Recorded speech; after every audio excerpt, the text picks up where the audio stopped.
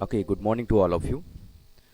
तो आज हमारा लेक्चर नंबर 12 उसी के आगे कंटिन्यू करते हैं। अभी तक हम लोगों ने देखा था सीधी उभयनिष्ठ अस्पर्श रेखा, उसका अगला पार्ट है कि तिर्यक उभयनिष्ठ अस्पर्श रेखा। तो उसको कंटिन्यू करते हैं, ठीक है। जुकाम के कारण थोड़ा सा गला भारी है, ठीक है। तो अगला हेडिंग है हमारा तिर्यक उभयनिष्ठ अस्पर्श रेखा। ओके, अस्पर्श रेखा या इसी को और कहते हैं उभयनिष्ठ अनुप्रस्थ अस्पर्श रेखा। उभयनिष्ठ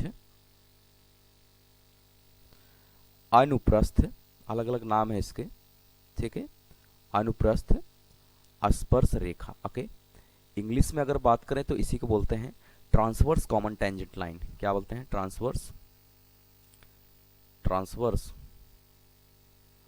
common tangent line. Okay, common tangent line. Okay, ठीक है। आगे बढ़ते हैं इसी टॉपिक के साथ। तो पिछले लेक्चर्स में अगर मैं थोड़ा सा रिकॉल करूं तो वहां पे एम जो आया था, यानी कि length of common tangent line, जो कि सीधी उभयनिष्ठ स्पर्श रेखा थी, वो क्या था? d² minus R1 minus R2 का होल स्क्वायर। अगर मैं इसको रिकॉल करने का प्रयास करूं तो मैं ये कह सकता हूं कि उनके सेंटर्स के बीच का डिस्टेंस, उसका होल स्क्वायर माइनस उनके रेडियस के डिफरेंस का होल स्क्वायर। ओके, ये था। तो आज उसी के आगे हम लोग कंटिन्यू कर रहे हैं, ठीक है, जो कि हमारा ट्रांसवर्स कॉमन टेंजेंट लाइन है, ठीक है।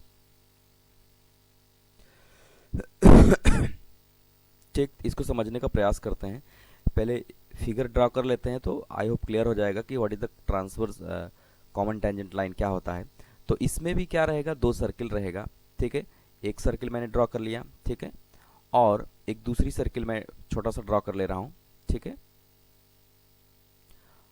अब यहां पे बात हो रही है कि ट्रांसवर्स कॉमन टेंजेंट की, यानी कि तिर्यक। तिर्यक का मतलब जो होता है क्रॉस टाइप का होता है, ठीक है। तो मैं बना ले रहा हूं, जैसे एक, अगर मैं ट्रांसवर्स कॉमन टेंजेंट लाइन बनाऊं तो एक लाइन ये हो सकता है,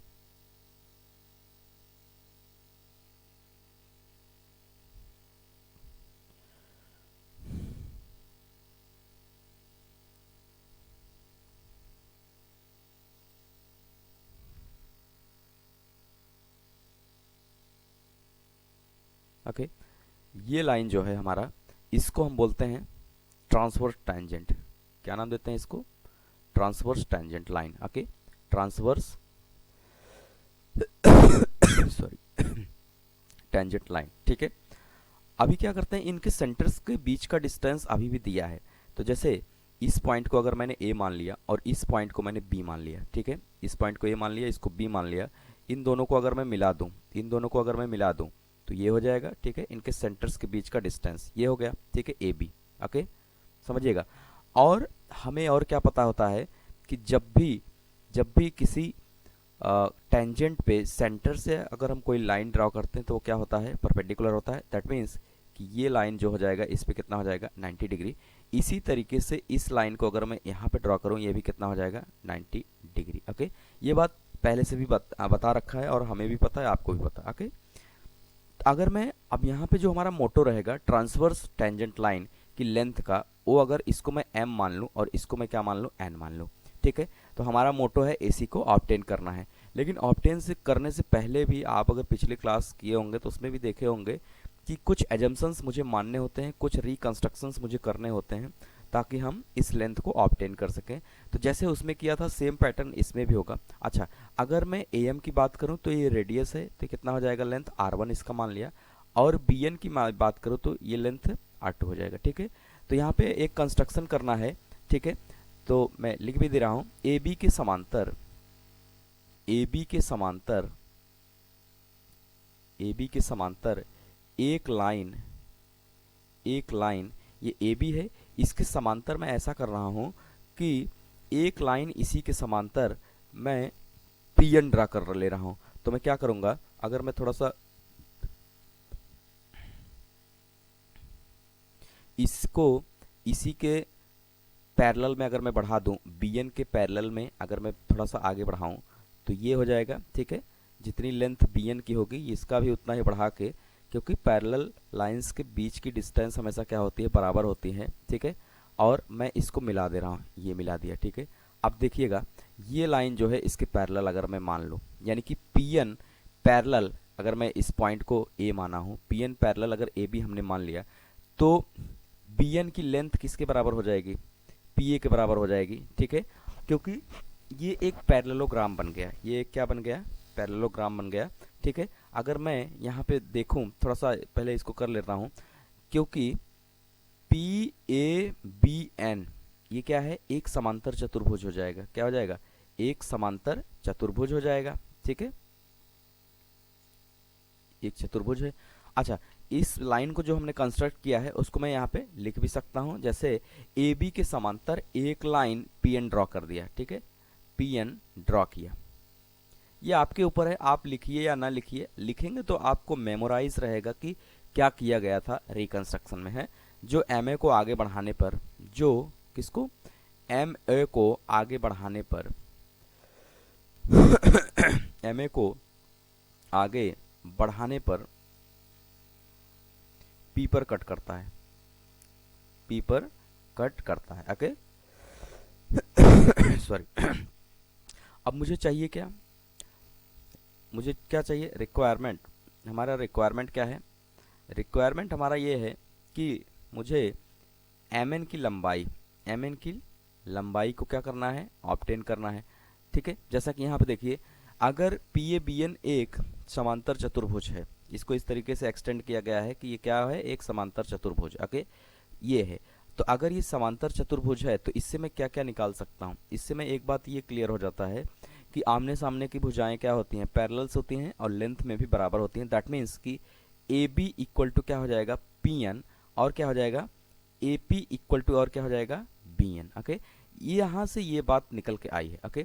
अब हम क्या करते हैं, हमारा मोटो ये रहेगा कि जो रिलेशनशिप होता है वो सदैव सॉरी सेंटर्स के बीच के डिस्टेंस और रेडियस पे होना चाहिए। अब जैसा कि पिछले क्लास में भी मैंने बताया था कि अगर ए बी यानी कि उनके सेंटर्स के बीच का डिस्टेंस डी हमने मान लिया है, कितना मान लिया है, डी मान लिया है, तो उस हिसाब से अगर मैंने यहाँ पे लिखा है कि ए बी बराबर कितना है, डी, लेकिन ए बी बराबर किसके है, ए बी बराबर यहाँ पे अगर मैं देखूं पी एन के है, ए बी बराबर किसके है, पी एन के है, क्योंकि पैरेललोग्राम है, तो ए बी बराबर पी एन भी क्या हो जाएगा, डी हो जाएगा, जो कि सेंटर्स के बीच का डिस्टेंस है। और ए एम इक्वल टू क्या है, R one, A M equal to क्या है, A M equal to R one, and B N equal to, यानी कि राइट साइड वाले सर्किल का रेडियस अगर मैं बात करूं तो कितना हो जाएगा, R two, B N equal to कितना हो जाएगा, आर टू। अब मुझे क्या करना है, रिलेशनशिप डी और आर वन आर टू में चाहिए। तो पी एन, अगर मैं एक ट्रायंगल ये देखूं, ध्यान दीजिएगा, इन समकोण त्रिभुज M P N, M P N, M P, ठीक है, एम पी एन, इस समकोण त्रिभुज में अगर मैं बात करूं, ये 90 डिग्री है, तो इसके सामने ये क्या हो जाएगा, कर्ण हो जाएगा, क्या हो जाएगा, कर्ण, दैट मीन्स हाइपोटेनस, ठीक है। और जिस पे ये 90 डिग्री है वो क्या हो जाएगा, आधार, ठीक है, यानी बेस हो जाएगा। और ये वाली A P M P line क्या हो जाएगी, लंब हो जाएगी, एम पी लाइन क्या हो जाएगी, लंब हो जाएगी, ठीक है। अगर ये ऐसा हो जा रहा है तो मैं यहाँ पे लिख सकता हूँ in right angle triangle, right angle triangle किसमें, एम पी एन में, किसमें, एम पी एन, किसमें, एम पी एन में सॉरी, मीन्स समकोण त्रिभुज, समकोण त्रिभुज एम पी एन में अगर मैं देखूं तो पाइथागोरस थ्योरम लगा सकता हूं, ठीक है। यहाँ पे लिखेंगे पाइथागोरस थ्योरम से, पाइथागोरस थ्योरम से, सबको पता है पाइथागोरस थ्योरम क्या होता है, ओके। पाइथागोरस थ्योरम से अगर मैं देखूं तो मैं क्या लिख सकता हूं, कर्ण का स्क्वायर ये बराबर होता है लंब का स्क्वायर प्लस आधार का स्क्वायर, ठीक है, आधार का स्क्वायर, ठीक है। कर्ण यहाँ पे हमारा क्या है, कर्ण यहाँ पे हमारा पी एन है, तो क्या लिखेंगे, पी एन का स्क्वायर, पी एन का स्क्वायर इक्वल टू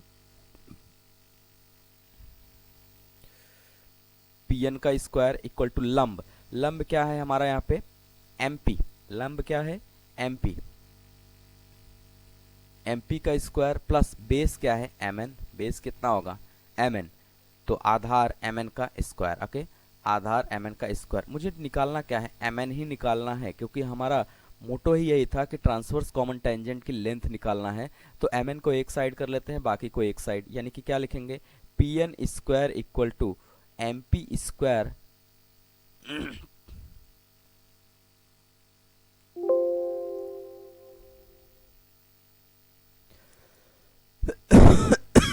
देखिए सॉरी, पी एन को इधर ही रखा, एम पी को इधर लेके आए, माइनस हो जाएगा, क्या हो जाएगा एम एन का स्क्वायर। ओके, अगर फाइनली इसको लिखूं तो मैं ये लिख सकता हूं कि एम एन का स्क्वायर इक्वल टू क्या होगा, पी एन का स्क्वायर माइनस एम पी का स्क्वायर। ओके, अब हम देख लेते हैं कि पी एन हमारे पास क्या है।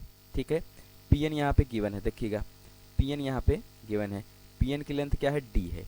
पी एन की लेंथ डी क्यों है, क्योंकि पी एन एक जो है पैरेललोग्राम का पार्ट है, जो कि ए बी के अपोजिट साइड है, और अपोजिट साइड पैरेललोग्राम में कैसा होगा, इक्वल होगा। ठीक है, पैरेलल होगा और इक्वल होगा, that means A B equal to P N होगा, इसकी भी लेंथ क्या हो जाएगी डी। तो पी एन मुझे पता है, तो यहाँ पे मैं लिख ले रहा हूँ डी। ओके,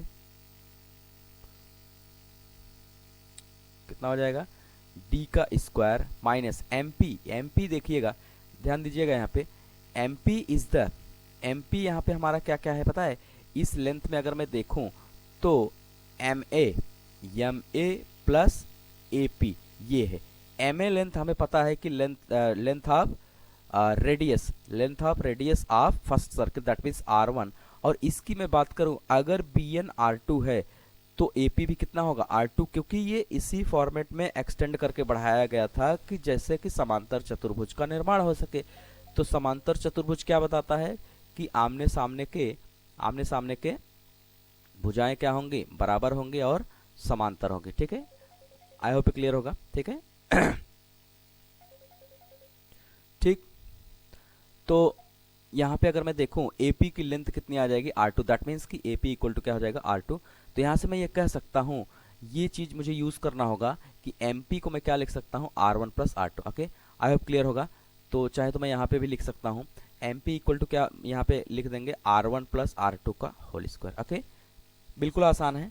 ठीक, आगे बढ़ते हैं, अब इसी को सिंप्लीफाई कर लेते हैं। अब देखिए जो रिलेशनशिप आया है mn का, वो किस में है, वो d में है, R1 में है, R2 में है। हमारे पास यही डेटा नोन रहेगा, तो mn इक्वल टू क्या हो जाएगा अंडर रूट में D square minus R1 plus R2 का होल स्क्वायर। ठीक है, यही कल हम लोग कर रहे थे, अगर आप ध्यान से देखेंगे तो छोटा सा अंतर है, दोनों में छोटा सा अंतर है, जो कल किए थे जो आज कर रहे हैं। ठीक है, उसमें और इसमें सिर्फ इतना अंतर है, वहां पे था D square minus R1 minus R2 का होल स्क्वायर, यहाँ पे सिर्फ क्या है D square minus R1 plus R2 का होल स्क्वायर। ठीक है, अगर मैं इसको और सरल भाषा में लिखूं तो यहाँ पे मैं लिख सकता हूं कि तिर्यक तिर्यक उभयनिष्ठ, तिर्यक उभयनिष्ठ, ठीक है, स्पर्श रेखा की लंबाई, स्पर्श रेखा की लंबाई दैट इज क्या है, दैट इज mn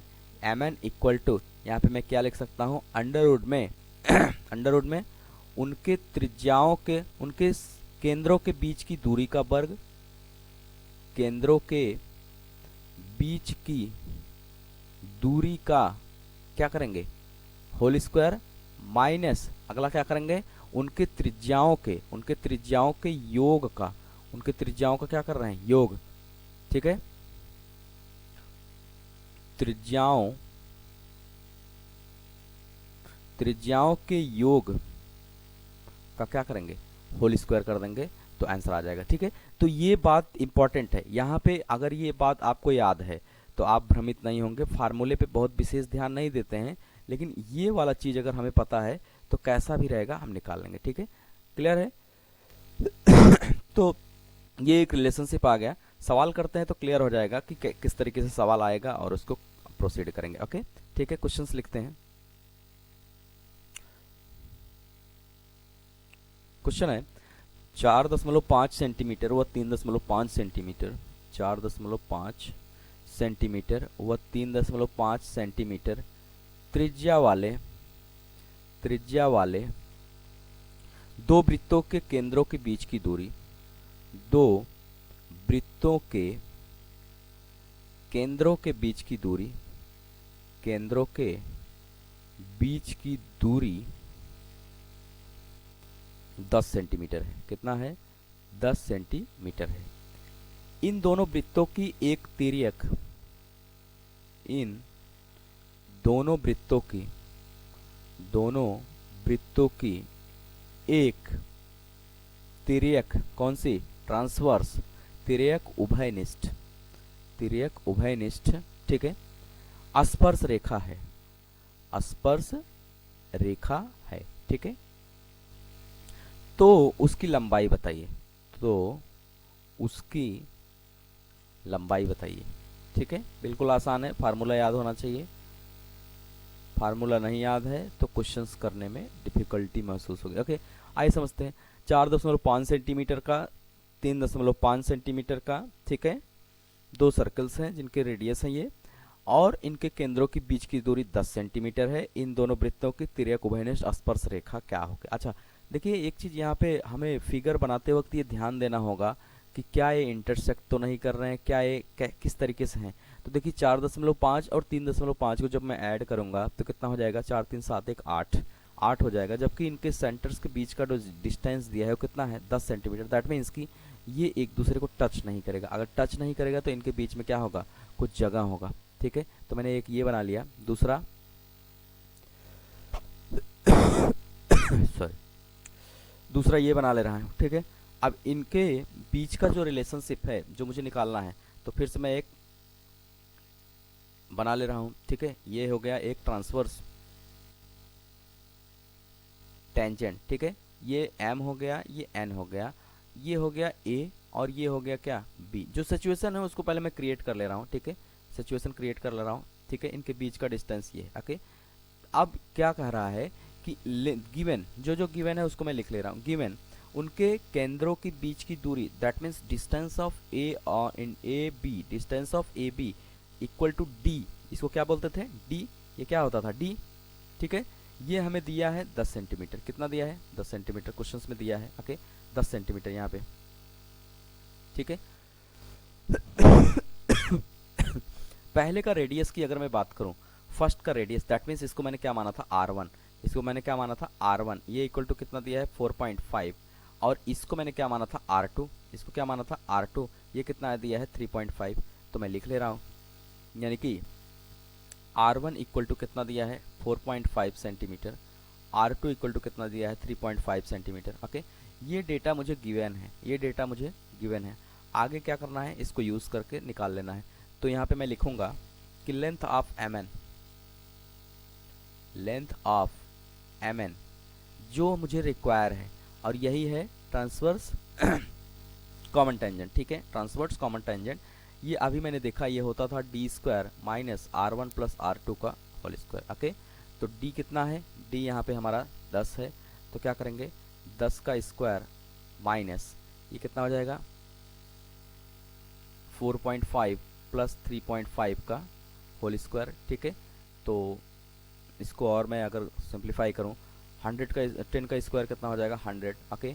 ये कितना हो जाएगा? 4 3 7 1 8, 8 का स्क्वायर। फाइनली अगर मैं देखूं तो 100 माइनस 8 28 64, यानी कि कितना आ जाएगा? अंडर रूट में 36, ओके। अंडर रूट में 36 का मतलब कितना आ जाएगा? 6 सेंटीमीटर, ओके।